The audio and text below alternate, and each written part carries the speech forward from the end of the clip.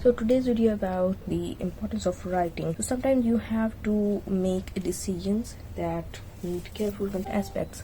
So sometimes I get questions like, for example, a person got offers from more than one university from two different countries, and they want to know how they select where they should go.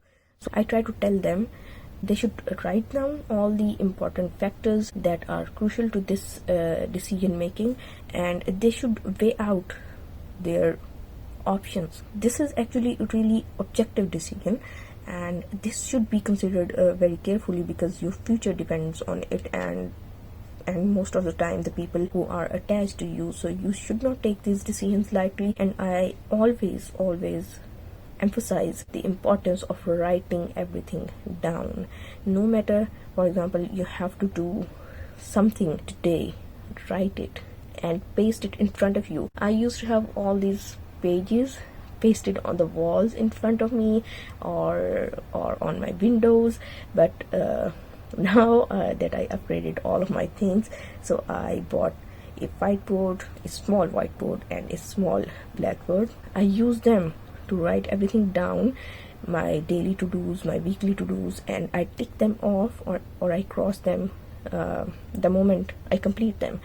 So that way you keep record of your progress, and you also don't forget any of the important tasks that you have to do.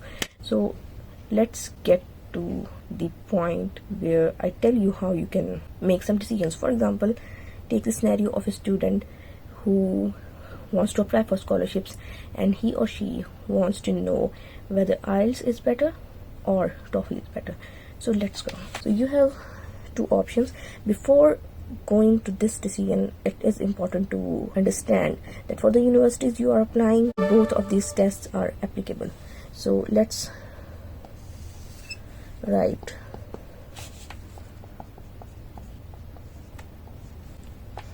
IELTS and TOEFL here.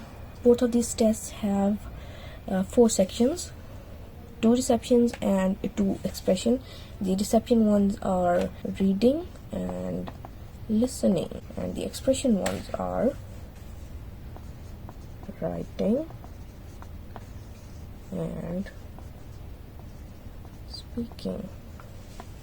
So for acceptability, let's suppose that IELTS is acceptable in all of your target institutions and TOEFL is also acceptable. So let's move to reading. Fee is an important aspect, and also whether the test centers are accessible to you. For TOEFL has significantly less fee than IELTS, so you will have to weigh in that. For example, you are okay with the fee structure of both these tests, take this. So now reading is pretty much the same, except that TOEFL is on computer screen and IELTS will be on paper. So as long as you are okay with the acceptability, accessibility and the fee, so writing will be on reading, and it will be on paper. So reading is, although that reading itself is quite challenging and problematic section for me and many other people who took these tests, it doesn't make much difference, the reading section, whether you do it on computer or on paper. So let's go to listening. On IELTS and on TOEFL you will have headphones, you will listen and you will write down your answers. So that's not much different as well. The major difference is speaking and writing. So in TOEFL you will have to type, and in IELTS you will have to hand write everything. So here it did make a lot of difference for me because I don't like writing by my hand too much, and also the time is really short and I do typing better than the handwriting.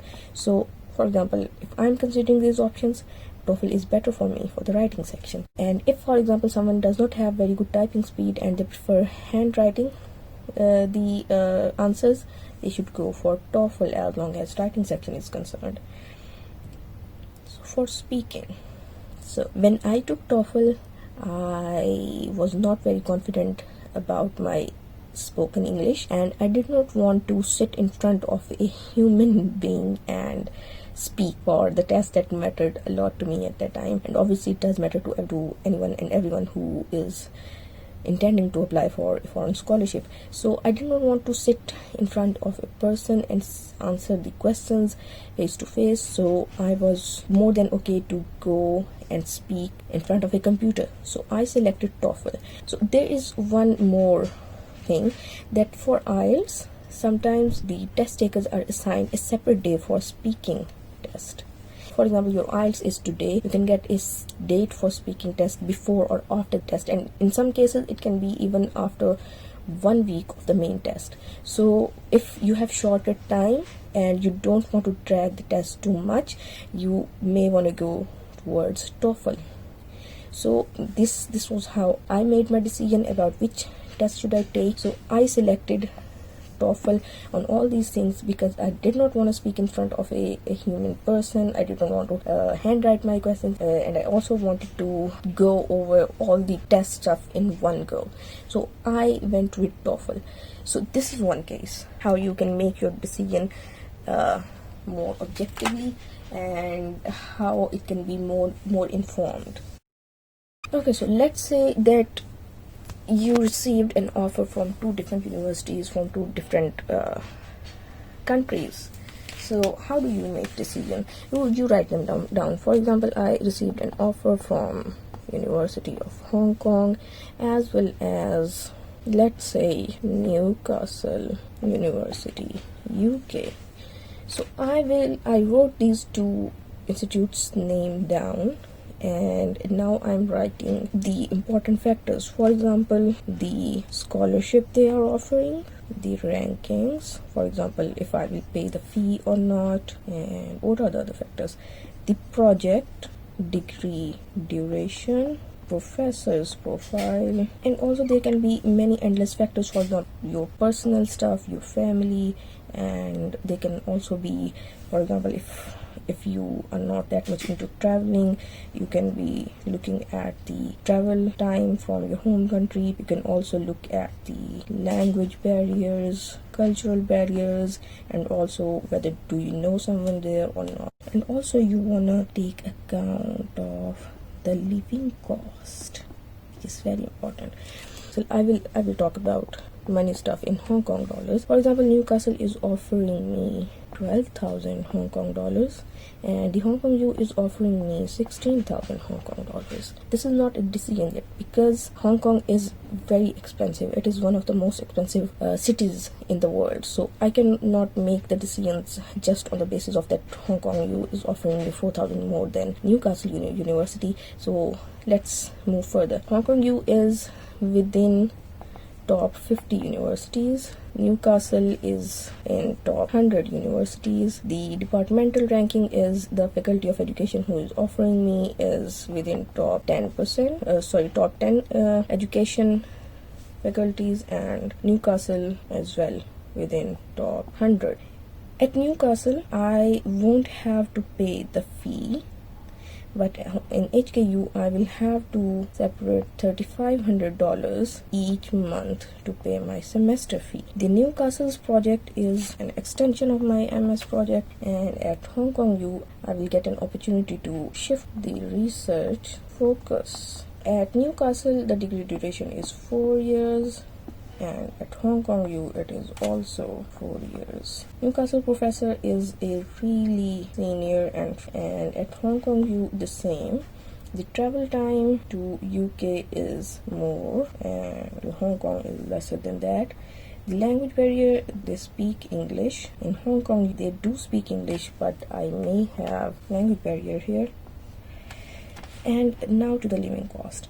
Newcastle, for example, let's say in Newcastle the living cost is very high. Let's suppose that, I'm not saying that it is, let's suppose that near Newcastle University the accommodation options are really expensive and food options are really expensive. Let's say I will have to spend around $5,000 on that, and in Hong Kong I can do that in 3,000. So let's go back and take a look at all this information, and for all these aspects we will give a star to the institute that ranks better in all these factors. So let's say Hong Kong U has an edge on the scholarship amount, on the ranking, on the fee this one has. But if I see Hong Kong has already given me the amount to cover this, it is providing me with 4,000 more scholarship than Newcastle, and it is already covering that, so I'm good to go with any of the institution in reference to the fee structure. Let's say I am more interested in shifting my field than to extend my MS research. So let's say KU, the duration is good for both, supervisor profile is good for both, as long as travel concerned this is good, and as long as living condition it is good. But as long as the language is concerned, UK is good for me. But if you rank and you, for example, count these stars 1 2 3 4 5 6 7 8 9, HKU has 9 scores and Newcastle UK has around 1 2 3 4 4 scores. So there you have your informed and objective decision. All the factors that are important to you, you have ranked these two institutions based on those factors, and you quantitatively measured the chances to go with either of the institutions. So there you have it. I gave 9 scores to Hong Kong U and 4 to Newcastle. So if you make your decisions like this, it is gonna help you a great deal, and it will make your decisions more informed, more stable.